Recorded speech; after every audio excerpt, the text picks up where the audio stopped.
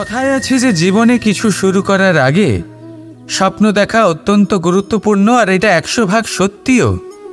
কিন্তু কিছু মানুষ স্বপ্ন দেখা শুরু না হয় করে দেন, কিন্তু তারপর থামেনি না। স্বপ্ন দেখতেই থাকেন, তারা ভাবতেই থাকেন, কর্ম করেন না। এমন সময় আপনাকে নিজেকে জাগিয়ে তুলতে হবে, নিজেকে বলতে হবে যে এবার উঠে কর্ম করার সময় এসে গেছে। কারণ আপনারা যদি অত্যাধিক বিচার করতে থাকেন, স্বপ্ন দেখতে থাকেন, তাহলে উঠে কিছুই করতে পারবেন না। আপনি শুধু একটা কাজ করুন, উঠে কর্ম করা আরম্ভ করে দিন। তারপর ভেবেচিন্তে ধীরে ধীরে নিজের কর্মকে দিশাও দিন আর তাকে উচিত গতিও দিন। কারণ এটাই হলো সাফল্যের মূল মন্ত্র। না শুধু কর্ম করুন না ভাবনা চিন্তা করে, আর না শুধু ভাবুন কর্ম না করে। সাফল্যের মূল মন্ত্র হলো এর ভারসাম্যে। তাহলে এটাই করুন, সাফল্যকে লাভ করুন, আর আমার সাথে ভালোবেসে বলুন রাধা রাধা। সময় অত্যন্ত কঠোর প্রভু। আপনি অনেক লোককে এটা বলতে শুনে থাকবেন, আমার কাছে এত সময় নেই, এই কাজে আসলে অনেক সময় লেগে যাবে, এই বিষয়ে ভাবার জন্য আমার সময় লাগবে। আচ্ছা, আমি আপনাকে একটা কথা বলে রাখি, যদি আপনি এটা নিশ্চিত করার জন্য বেশি সময় নিয়ে ফেলেন যে আপনার কি করা উচিত, তাহলে সময় এটা নিশ্চয়ই করে নেবে যে আপনার সাথে কি করা যেতে পারে। কারণ এই সময় কিন্তু অত্যন্ত কঠোর। যতক্ষণ আপনার সাথে রয়েছে এর সমাদর করতে শিখুন, এর সম্মান করতে শিখুন, এর সদ্ব্যবহার করতে শিখুন। যদি এরকম না করেন, তাহলে এই সময়ের নিজেকে আর আপনাকে বদলাতে অধিক সময় লাগবে না। তাহলে আসুন, এবার সময় এসে গেছে ভালোবেসে বলার রাধা রাধা। কি হলো, মন খারাপ? জীবনের সমস্যার বিষয়ে ভাবছেন যে কেন সমগ্র সংসারের সমস্ত কষ্ট, সমস্ত সমস্যা আমার ঝুলিতেই এসে জড়ো হলো? সবাই এটাই ভাবেন। চলুন, আমি আপনাকে বিচার বিবেচনা করতে বাধ্য করছি। ভাবুন ঝিনুকের পেটের ভেতর কাঁকড়ের এই যন্ত্রণা, ঝিনুককে তা কেন ভোগ করতে হয়? বটবৃক্ষের বীজ মাটিতে 7 হাত নিচে অন্ধকারে ঘেরা থাকে কেন? সংসারের সবচেয়ে তীক্ষ্ণ জ্বালা সূর্যকেই জ্বালায় কেন? কারণ ঝিনুকের মধ্যে সেই ক্ষমতা রয়েছে মুক্ত জন্ম দেওয়ার। বটবৃক্ষের বীজেই সেই বল রয়েছে যে সে সংসারের সবচেয়ে দৃঢ় বৃক্ষ হতে পারে। সূর্যের মধ্যে সেই ক্ষমতা রয়েছে যে সে নিজে জ্বলে এই ব্রহ্মাণ্ডকে প্রকাশ দিতে পারে। সেই জন্য জীবনে যখনই বিপদ আসবে, সমস্যা আসবে, তখন নিজেকে বোঝান যে প্রকৃতি আপনাকে এই জন্য চয়ন করেছে, কারণ প্রকৃতি এটাই ভাবে যে এই পরিস্থিতিতে সর্বশ্রেষ্ঠ ফলাফল আপনি বের করতে পারবেন। রাধা রাধা। জীবনে লক্ষ্য লাভ কি করে করতে হয়? কেউ বলবে বন্ধুদের সাহায্যে, কেউ বলবে প্রেমের সাহায্যে, কেউ বলবে নিরন্তর চেষ্টা করলে, কেউ বলবেন পরিশ্রম করলে, কেউ বলবেন ঈশ্বরের আশীর্বাদে, ইত্যাদি ইত্যাদি। আমি আপনাকে বুঝিয়ে বলি, এই যেমন ত্রিলোক আছে, অর্থাৎ 3 লোক আছে, যাকে সঞ্চালন করে ত্রিদেব বা 3 জন দেবতা, সেইভাবে নিজের লক্ষ্যে পৌঁছানোর জন্য 3টি ভাবের প্রয়োজন পড়ে। প্রথম ভাব হলো স্বপ্ন দেখা। আপনি যদি স্বপ্ন দেখতে শুরু না করেন, তাহলে সেখানে পৌঁছতেই পারবেন না। তারপর আপনাকে দৃঢ় সংকল্প নিয়ে সেই পথ যেমনই হোক তাতে চলতে হবে। এ হলো দ্বিতীয় ভাব, দৃঢ় সংকল্প। আর তৃতীয় ভাব হলো সেই লক্ষ্যের যাত্রা পূর্ণ করার জন্য প্রতিবদ্ধ হওয়া। তাই যদি আপনি স্বপ্ন দেখতে পারেন, দৃঢ় সংকল্প দ্বারা পথ যতই কঠিন হোক না কেন তাতে চলতে পারেন, আর সেই লক্ষ্য লাভের যাত্রা পূর্ণ করার জন্য প্রতিবদ্ধ হতে পারেন, তাহলে আপনি নিশ্চিত রূপে আপনার লক্ষ্য লাভ করতে পারবেন। তাই আপনি এটাই করুন, আর আমার সাথে ভালোবেসে বলুন রাধা রাধা। এই পাথর দেখছেন আপনি, নদীর তলদেশে পাওয়া যায়। প্রয়াস করতে থাকে যাতে নদীর জল প্রবাহকে আটকাতে পারে। আটকাতে কি পারে? কখনোই নয়, বরং তার ধারালো কোণাগুলো মসৃণ হয়ে যায়। এবার এ থেকে কি শিক্ষা পাওয়া যায়? এর থেকে এটাই শিক্ষা পাওয়া যায় যে ব্যক্তি দৃঢ়তার সাথে জীবনে শুধু আগে এগোতে থাকেন না থেমে, তিনি না শুধু নিজের লক্ষ্য প্রাপ্তি করতে পারেন, বরং নিজের পথের সমস্ত বাধার অস্তিত্বই পাল্টে দিতে পারেন। তাহলে আপনি কি হতে চাইবেন? সেই ব্যক্তি যিনি নিজের বাধাকে দূরে ঠেলে আগে এগোতে পারেন, নাকি সেই ব্যক্তি যিনি অন্য কারোর পথে বাধা হয়ে থেকে তার নিজের অস্তিত্বই হারিয়ে ফেলেন? সিদ্ধান্ত হলো আপনার। রাধা রাধা। ঈশ্বর আমাদের হাত প্রদান করেছেন, হাত যা জড়ো করা হয় প্রণাম করার জন্য, ঊর্ধ্বগামী হয় প্রার্থনার জন্য। এই হাত যার দ্বারা আমরা খাবার খাই, ফসল উৎপাদন করি। কিন্তু এই হাতের দ্বারা সবথেকে শ্রেষ্ঠ কাজ কি হতে পারে? সেবা। আগে হ্যাঁ, সেই হাত যা সামনে এগিয়ে আসে সেবা করার জন্য, যে সেবা করে তাদের যারা দুঃখে থাকেন, নিরাশ হয়ে থাকেন, যারা সেবা করেন তাদের যারা কিনা দরিদ্র, সেই হাত হলো সব থেকে অধিক মহান। ঈশ্বরকে দীনবন্ধু বলা হয়ে থাকে, কারণ যারা দুঃখী হন, নিরাশ হন, দরিদ্র হন, ঈশ্বর তাদের সাহায্য করেন, তাদের সহায়ক হন, তাদের মধ্যে ঈশ্বর বাস করে। তাই আপনারা যদি এটাই করেন, যারা দুঃখে আছেন, নিরাশ হয়ে আছেন, যাদের সাহায্যের প্রয়োজন রয়েছে, যদি আপনি তাদের সাহায্য করেন, তাহলে আপনি এমন এক চৈতন্য লাভ করবেন যে আপনি তৃপ্ত হয়ে উঠবেন। তাহলে সবার সেবা করুন আর আমার সাথে ভালোবেসে বলুন, রাধা রাধা। জীবনের পঞ্চমহাতত্ত্বের মধ্যে পঞ্চম তত্ত্ব অগ্নি। অগ্নি যা জ্বালাতে সাহায্য করে, কিন্তু তা উত্তাপও প্রদান করে। নিশ্চিত রূপে অগ্নি আমাদের জ্বালিয়ে দিতে পারে, কিন্তু আপনি কি কখনো এটা ভেবে দেখেছেন যে আগুন, তাকে নিজেকে কতটা জ্বলতে হয়, তাকে নিজেকে কতটা তাপ সহ্য করতে হয়? ও নিজে জ্বলে আমাদের উত্তাপ প্রদান করার জন্য, ও নিজে জ্বলে আমাদের ঊর্জা দেবার জন্য, আমাদের আলো দেবার জন্য, অন্ধকারে পথ দেখানোর জন্য, শত্রুর সাথে মোকাবিলা করার জন্য আমাদের সাহায্য করে, নিজে জ্বলে। যখন আমরা কোনো দেবতার জন্য যজ্ঞ করি, তখন দেবতার ভোজন গ্রহণ করার নিমিত্ত হয় এই অগ্নি। কত কিছু ওকে সহ্য করতে হয় আমাদের এত কিছু দেবার জন্য। আপনিও আগুনের মতো হয়ে উঠুন, নিজে কষ্ট সহ্য করুন অন্যকে সাহায্য করার জন্য, তাদের জীবন উদ্ধার করার জন্য, নিজের প্রিয়জনের জন্য, নিজের পরিবারের জন্য, নিজের মাতা পিতার জন্য, এই সমাজের জন্য।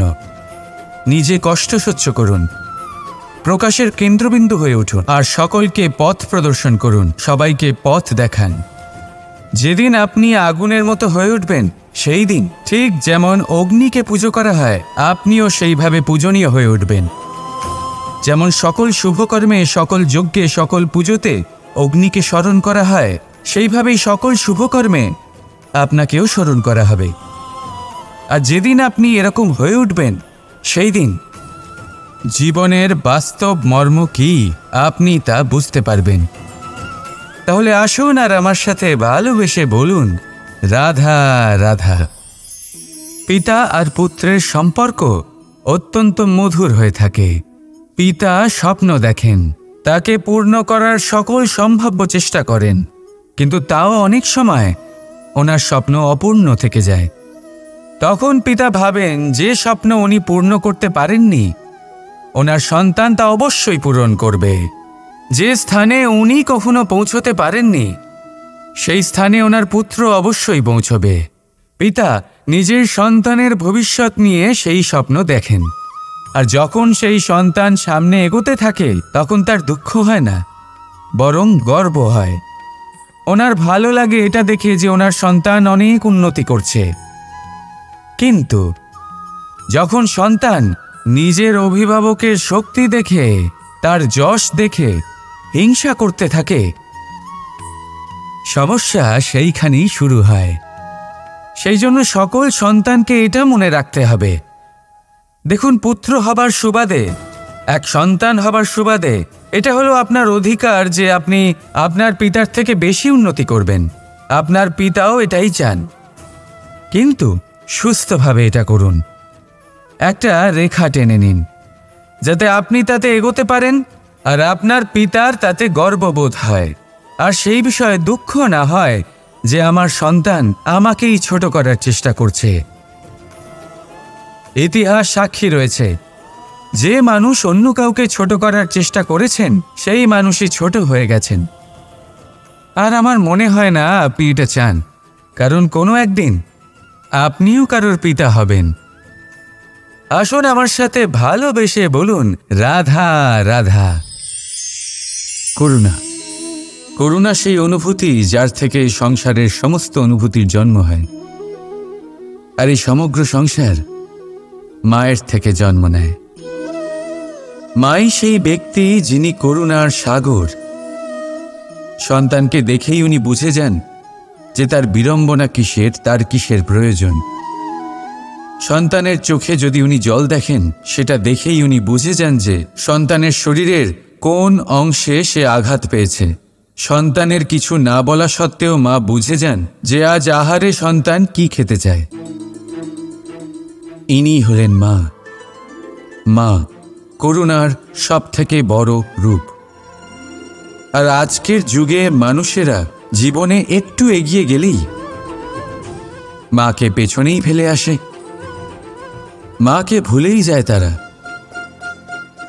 এই ভুল আপনি কখনোই করবেন না, কখনোই করবেন না। কারণ মা সেই করুণা যে আপনার জীবন থেকে চলে গেলে তারপরে আপনি জীবন অবশ্যই যাপন করবেন, কিন্তু কখনোই জীবন বাঁচতে পারবেন না। তারপরে আপনার জীবন থেকে আপনার এই মূল্যায়ন, আপনার জীবন থেকে করুণার এই অনুভূতি, সেটাও আপনি হারিয়ে ফেলবেন।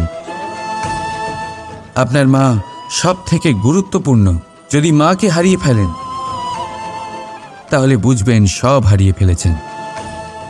তাই মাকে সর্বদাই মনে রাখবেন, সর্বদাই তাকে ভালোবাসুন। আর আমার সাথে বলুন, রাধা রাধা। পাদুকা, খড়ম আমাদের জীবনে কতটা গুরুত্বপূর্ণ হয়। যখনই আমরা এটা পায়ে পড়ে হাঁটি, এটা আমাদের রক্ষা করে কাঁটা থেকে, ছোট পাথর থেকে। এটা আমাদের সুরক্ষিত রাখে। কিন্তু যদি এটাকেই আমরা অন্য দৃষ্টিভঙ্গি দিয়ে দেখি, তাহলে এই পাদুকার জন্যই হাঁটার সময় পেছন থেকে আমাদের পায়ে কাদা লেগে যায়। এরকম মানুষও আমাদের জীবনে থাকে, যে থাকে তো আমাদের সাথেই, কিন্তু এরাই আমাদের পিঠ পিছে কাদা ছোড়ে। এবার হাঁটার সময় যখন আপনার পায়ে কাদা লাগে আপনার পাদুকার জন্য, আপনার নজর সেদিকে থাকে না, আপনার নজর থাকে সামনের দিকে। কারণ সেটাই আপনার লক্ষ্য, সেটাই আপনার পথ, আর সেটাই আপনার করা উচিত। তাই মনে রাখবেন, আপনার পা ধরে সেই টানতে পারে যে আপনার পেছনে রয়েছে, আর আপনার নজর সেখানে নয়। সবসময় সামনে নিজের লক্ষ্যে থাকা উচিত। প্রতি মুহূর্তে নিজের লক্ষ্যের দিকে তাকিয়ে থাকুন। সবসময় জীবনের সামনে এগোতে থাকুন। আর রাধা রাধা।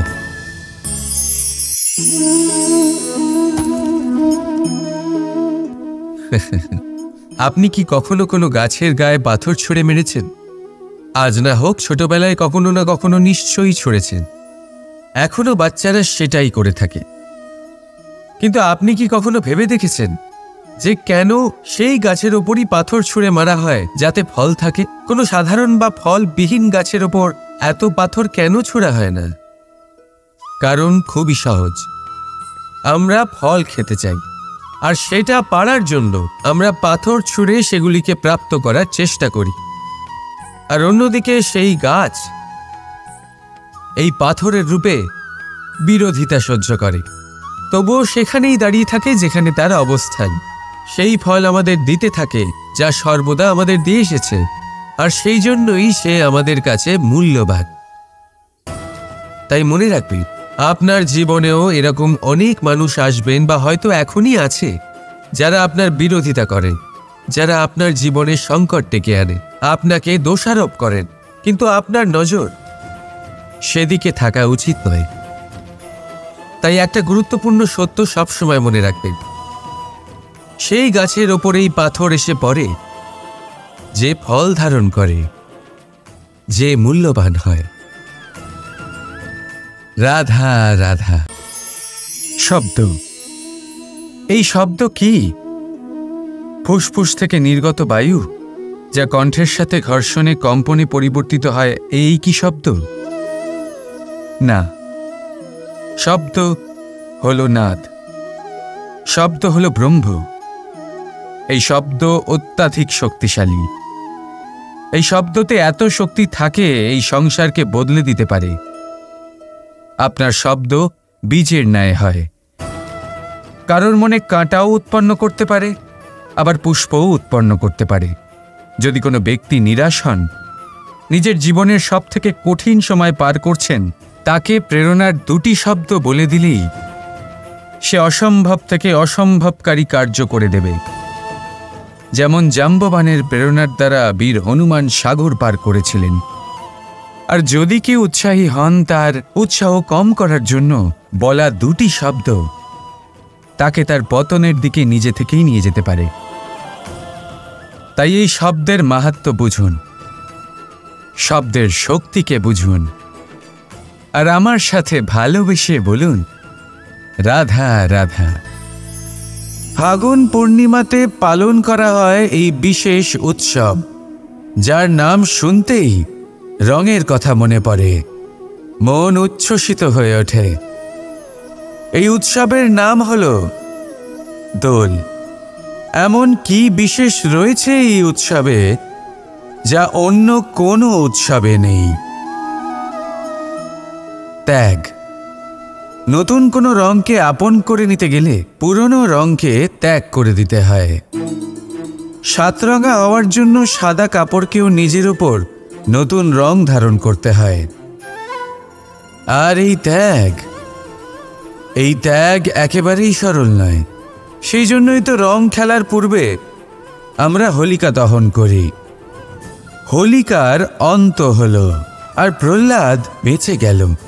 অর্থাৎ যা অপবিত্র ছিল, অসত্য ছিল, তার অন্ত হল, আর যে পবিত্র ছিল, যে সত্য ছিল, সে থেকে গেল।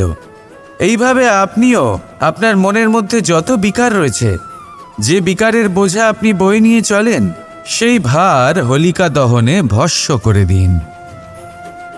নিজেকে হালকা বোধ করবেন, আর যখন নিজেকে হালকা বোধ করবেন, নিজে থেকেই জীবনে উন্নতি করবেন। তাই এই দোলে নিজেকে বিকার মুক্ত করুন। দোলের এই আনন্দ আরো অনেক বেড়ে যাবে, আর মন প্রসন্ন হয়ে বলবে রাধা রাধা। এই বছর দোলে নিজের প্রিয়জনকে কোন রঙে রাঙিয়ে তুলতে চান আপনি? লাল, সবুজ, হলুদ, নীল, সাতরঙা, অনেক রং রয়েছে। আমাকে জিজ্ঞেস করলে আমি বলবো এই বছরও ওই রঙেই খেলবো যে রং দিয়ে আমি ছোটবেলা থেকে আজ পর্যন্ত খেলে এসেছি, প্রেমের রং। প্রেমের এই রং যা হয়তো দেখা যায় না, কিন্তু যখন এই প্রেমের রং গায়ে লাগে তখন সব রঙই ভালো লাগে। প্রেম যাতে কোনো রং অশুভ মনে হয় না, সবই ভালো মনে হয়। এটা হলো সেই প্রেম যার জন্য আমি প্রেমের দেবতা হয়েছি। আর সত্যি বলতে আপনারও কিন্তু এই প্রেমের রং দিয়ে খেলা উচিত। প্রচেষ্টা করুন, আপনি এই দোলে যত খুশি রং দিয়েই খেলুন না কেন, তাতে এক বিন্দু প্রেমের রং অবশ্যই মিশিয়ে দেবেন। এই দোলের আনন্দ দ্বিগুণ হয়ে যাবে। আপনজন হোক বা পর হোক, সবার সাথে প্রেমের দোল খেলুন। সবাই কাছাকাছি আসবে, আর সবাই কাছাকাছি এলে যে ঊর্জা তৈরি হবে, সেটাই হলো দোলের আসল রং। তাই এইবার দোলে সকলকে প্রেমের রঙে রাঙিয়ে তুলুন, আর এই প্রেম ভাব নিয়েই বলুন রাধা রাধা। আজ বিজয়া দশমী। সেই দিন যবে শ্রীরাম রাবণকে বধ করেছিলেন। এ হলো সেই দিন যেদিন শ্রীরাম লঙ্কা জয় করেছিলেন। লোকে বলে এটা খারাপের বিরুদ্ধে ভালোর জয়ের প্রতীক। এটাকে দেখার আরও একটা দিক আছে। আগে হ্যাঁ, এটা ভালোবাসার জয়ের প্রতীক। এটা পরিবারের জয়ের প্রতীক। আপনি তো নিশ্চয়ই জানেন যে রাবণ মহাজ্ঞানী ছিল, মহা শক্তিশালী ছিল, মহাদেবের পরম ভক্ত ছিল রাবণ। এবার যে ব্যক্তি কৈলাস পর্বত তুলতে পারত, সেই ব্যক্তি নিজে এক কাটা বৃক্ষের মতো শ্রীরামের চরণে পড়েছিল। কেন? কারণ রামের সাথে লক্ষ্মণ ছিল, কিন্তু ওদিকে রাবণের সাথে বিভীষণ ছিল না। একদিকে এক পরিবারের মধ্যে ভালোবাসা ছিল, কিন্তু অপরদিকে আর এক পরিবারের মধ্যে দূরত্ব বাড়ছিল। তাই মনে রাখবেন, যদি সংসারের ওপরে বিজয় লাভ করতে হয়, তাহলে সর্বপ্রথম পরিবারের মধ্যে ভালোবাসা বজায় রাখতে হবে। পরিবারের মধ্যে ভালোবাসা বাড়ান, দূরত্ব নয়। আপনি সব সময় সুখী থাকবেন আর জীবনের সমস্ত বাধা আপনি অতিক্রম করবেন। রাধা রাধা। মানুষের স্বভাব হলো ভাবা, ভেবেচিন্তে সিদ্ধান্ত নেওয়া, আর সিদ্ধান্ত নিয়ে এই পৃথিবী বদলানোর ভাবনা নিয়ে এগিয়ে যাওয়া, তাই না? কিন্তু সবাই কি নিজের সিদ্ধান্তের ইতিবাচক পরিণাম পেতে সফল হন? কেন শুধু কিছু মানুষই এই সংসারকে বদলাতে পারেন, সবাই নয় কেন? এর কারণ হলো হয়। আর এটাই পার্থক্য সফল আর অসফল মানুষের মধ্যে। সফল তারাই হন যারা নিজের ভাবনা আর সিদ্ধান্ত দিয়ে এই সংসার বদলে দেন, আর অসফল তারাই হন যারা এই সংসারের ভয়ে নিজের ভাবনা, নিজের সিদ্ধান্ত বদলে ফেলেন। তাই যদি এই পৃথিবীতে আপনি কিছু বদলাতে চান, তাহলে নিজের লক্ষ্য অবধি পৌঁছবার পথটা বদলান, নিজের ভাবনা আর নিজের সিদ্ধান্ত নয়। রাধা রাধা। আমাদের মধ্যে অনেকেই এই ভাবনায় বিলীন থাকি যে আমাদের নিজের জীবনে আপেক্ষিক সুখ আর সুবিধা কখনো প্রাপ্তি হয়নি, কারণ ভাগ্যে এই নির্ধারিত আছে, কারণ আমরা এমন পরিবেশে জন্ম নিয়েছি। কিন্তু আপনার জন্ম কি আপনার নিয়তি নির্ধারণ করে? কিছুটা হলেও করে। যেমন বৃষ্টির ফোঁটা যখন মেঘ থেকে জন্ম নেয়, তখন তার প্রারম্ভিক কাজ ধরাতলে পড়া, কিন্তু সে ধরাতলে কোথায় পড়ছে সেটা নিশ্চিত করবে তার ভবিষ্যৎ কি হবে। কলা পাতায় পড়লে কর্পূরের মতো উবে যায়, শক্তির মুখে পড়লে মুক্তয়ে পরিণত হয়, যদি বিষধর পান করে তা বিষ হয়ে যায়। জলকণা এক আর পরিণতি তিন। তাই পরিণতি আমাদের জন্ম নয়, আমাদের চয়ন নির্ধারিত করে। এই জন্য নিজের চয়ন ভেবেচিন্তে নির্ধারিত করুন। রাধা রাধা। যত্র নারীস্ত পূজ্যতে রমন্তে তত্র দেবতা। অর্থাৎ যেখানে নারীকে পুজো করা হয় সেখানে দেবতা বিরাজ করেন। আমরা এসব মানি, কিন্তু পালন কতটা করি? এবার আপনারা বলবেন, আমরা মেয়েদের সবার সামনে সম্মান করি, তার জন্মদিনে অথবা বিবাহ বার্ষিকীতে তাদের উপহার দিই, ইত্যাদি ইত্যাদি, কিন্তু এটা কি যথেষ্ট? এবার ভাবুন, একজন নারী নিজের স্বামীর জন্য, নিজের পিতার জন্য, নিজের পুত্রের জন্য, নিজের ভাইয়ের জন্য কি না করেন, আর আমরা তাকে কি শুধুমাত্র একটা উপহার দিয়ে সন্তুষ্ট করতে পারি? নারীদের স্বর্ণ অলংকারের কোনো প্রয়োজন নেই, দামি বস্ত্রেরও প্রয়োজন নেই। তার চাই আপনার থেকে সম্মান, সকলের সামনেও এবং একান্তেও। তার চাই আপনার সময়, আপনার স্নেহস্পর্শ, আর একটু চেষ্টা যাতে আপনি তাকে বোঝাতে পারেন যে হ্যাঁ, আপনার জীবনে ওনার স্থান আছে, সমান অংশ আছে। তখনই আপনি বলতে পারবেন, যত্র নারীস্ত পূজ্যতে রমন্তে তত্র দেবতা। রাধা রাধা। অনেক সময় আপনি আপনার মাতা পিতা, আপনার হিতৈষী বা আপনার শুভাকাঙ্ক্ষীর মুখে এটা শুনে থাকবেন যে ওর ওপর কুনজর পড়েছে, ওর কুনজর শোধন করো, এইটা করো না, না হলে কুনজর পড়বে, এরম সাজসজ্জা করো না, ওটা পড়ো না, পড়লে কুনজর পড়ে যাবে। আর কেউ কেউ এই কুদৃষ্টি দূরীকরণের উপাচারও করে। লঙ্কা পুড়িয়ে ধোঁয়া দেন, প্রদীপের আগুনে কুদৃষ্টি দূর করেন, কালো টিকা লাগান, আরও কত কিছু করেন। ঠিক আছে, কিন্তু আমি কুনজর মানি না। আমি মনে করি যদি মন পবিত্র হয় তাহলে কোনো কুনজর আপনার কোনো রকম ক্ষতি করতে পারবে না। ঝড় এলেও শুধুমাত্র সেই বাড়িই ধুলোয় ধূসরিত হয় যার জানলার আবরণ দুর্বল। ঘূর্ণিঝড়ও কেবল সেই দেওয়ালই ভাঙতে পারে যার ভিত অত্যন্ত দুর্বল। আর আপনার ব্যক্তিত্বের ভিত হল আপনার চিন্তাধারা, আপনার দর্শন। একই পরিস্থিতি, একই স্থান, একই ঘটনাকে আপনি ধনাত্মক রূপেও গ্রহণ করতে পারেন, ঋণাত্মক রূপেও গ্রহণ করতে পারেন। সিদ্ধান্ত আপনার। এই সংসারকে যেভাবে চাইবেন সেভাবেই পাবেন। এই জন্য মনে রাখবেন, নিজের দৃষ্টি নয়, দৃষ্টিভঙ্গির খেয়াল রাখুন। কারণ বলা হয়ে থাকে এই সংসারে কুনজরের উপাচার আছে, কিন্তু কুদৃষ্টিভঙ্গির নেই। তাই প্রেম ভরে বলুন রাধা রাধা।